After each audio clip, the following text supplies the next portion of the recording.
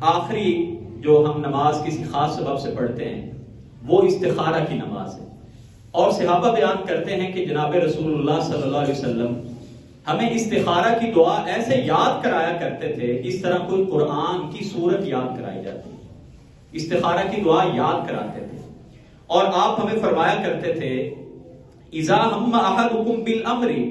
جب بھی تم میں سے کوئی بندہ کسی کام کا ارادہ کرے نا، کوئی پلان کرے، کاروبار کرنا ہے، شادی کرنی ہے، نوجوان ہیں، اسٹوڈنٹ ہیں، آگے کوئی ڈگری حاصل کرنی ہے، جب بھی کوئی اہم فیصلہ آپ کرنے جا رہے ہوں، فَلْيَرْكَعْ رَكْعَتَيْنِ، تو 2 رکعتیں پڑھو، من غیر الفریضۃ، فرض رکعتوں کے علاوہ۔ اور پھر آپ نے فرمایا پوری دعا بتا دی، اب وقت کم ہے، میں پوری دعا ظاہری بات لمبی ہے، اللہم انی استخیرک بعلمک واستقدرک بقدرتک واسألک من فضلک العظیم۔ یہ ساری کی ساری دعا اگر کسی کو یاد نہ بھی ہو تو نیٹ پہ موجود ہے، دعاؤں والی کتابیں ملتی ہیں، ان پر موجود ہے۔ تو آپ نے فرمایا کہ یہ دعا پڑھ لو، اور آگے جو الفاظ ہیں جو ہم اللہ سے، استخارہ کا معنی ہوتا ہے اللہ سے خیر کی مدد مانگنا، اللہ ہماری مدد کر دے، یہ کام اگر ہمارے لیے اچھا نہیں ہے ہمیں اس کام سے دور کر دے، اور اگر یہ کام ہمارے لیے دینی، دنیاوی، معاشی اعتبار سے اچھا ہے اللہ میرے مقدر میں کر دے۔ اب استخارے کے بارے میں ہمارے ہاں جو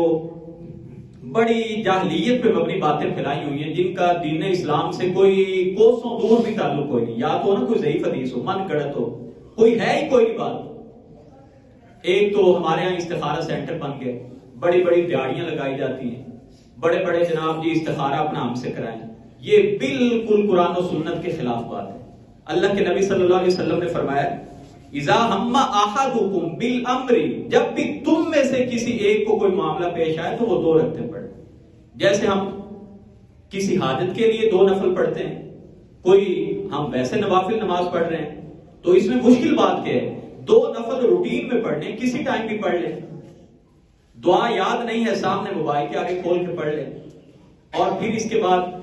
ہمارے یہاں ذہن بنائے جاتے ہیں کہ اچھا کسی ولی سے استخارے کے بارے میں پوچھیں گے، پہلے ہم ذہن بناتے ہیں کہ یہ بندہ مجھے جو مشورہ دے گا نا یہ اللہ کی طرف سے 100% ٹھیک ہوگا، حالانکہ ایسی کوئی بات نہیں ہے استخارہ میں۔ استخارہ میں خواب کا آنا یہ بھی کسی حدیث سے ثابت نہیں ہے۔ استخارہ کے بعد کسی خواب کے اندر کوئی گرین کلر کا یا ریڈ کلر کا نشانہ، یہ کمار روڈ تھوڑا ہے جہاں پہ سگنل لگے ہوئے ہیں، عجیب و غریب ہمارے ہاں چیزیں مشہور کر دی گئی کہ جی آپ کو کوئی گرینری دکھائی دے، سبز رنگ کی چیز دکھائی دے تو اس کا مطلب ہے یہ کام کر لیں، اور اگر کوئی ریڈ کلر نشان دکھائی دے تو اس کا مطلب ہے یہ کام نہ کریں۔ ایسی بالکل کوئی بات نہیں ہے۔ تو یہ محض اللہ کی ایک توفیق آپ طلب کر رہے ہیں۔ اگر آپ کا انشراح صدر ہو جائے، آپ کا دل اس کام کی طرف میلان ہونا شروع ہو جائے، ہر بندہ جس سے آپ مشورہ کر رہے ہیں وہ آپ کو یہ مشورہ دے کہ یہ کام کر لیں آپ کے لیے اچھا ہے، تو وہ کام آپ کے لیے اچھا ہے، اس کو اللہ کے اوپر چھوڑ کے وہ کام آپ کر لیں۔ یہ مطلب نہیں ہے استخارہ کریں گے تو آپ کا کام 100% ٹھیک ہی ہوگا۔ صحابہ کے اندر مسائل ہوئے، صحابہ کے اندر طلاقیں ہوئی ہیں، تو اگر ہم یہ سمجھیں کہ استخارہ کے بعد ہمیں 100% ہی منافع ہوگا تو یہ سوچ قرآن و سنت کے مطابق نہیں ہے۔ اللہ تعالیٰ سے دعا ہے کہ اللہ تعالیٰ ہمیں جو دین کی اصل تعلیمات ہیں ان کو سمجھ کے اس کے مطابق عمل پیرا ہونے کی اللہ ہمیں توفیق عطا کرے، اور بہت زیادہ فرائض کے ساتھ نفل نماز ہمیں توفیق دے دے کہ ہم کثرت کے ساتھ پڑھیں، ہم اسی درجے پہ پہنچ جائیں جس کے بارے میں جناب رسول اللہ نے فرمایا تھا کہ اللہ تعالیٰ فرماتا ہے کہ ایک بندہ نفل اتنے پڑھتا ہے کہ میں اس سے اتنی محبت کرتا ہوں، میں اس کے کان بن جاتا ہوں جس سے وہ سنتا ہے، میں اس کی آنکھیں بن جاتا ہوں جس سے وہ دیکھتا ہے، میں اس کے ہاتھ بن جاتا ہوں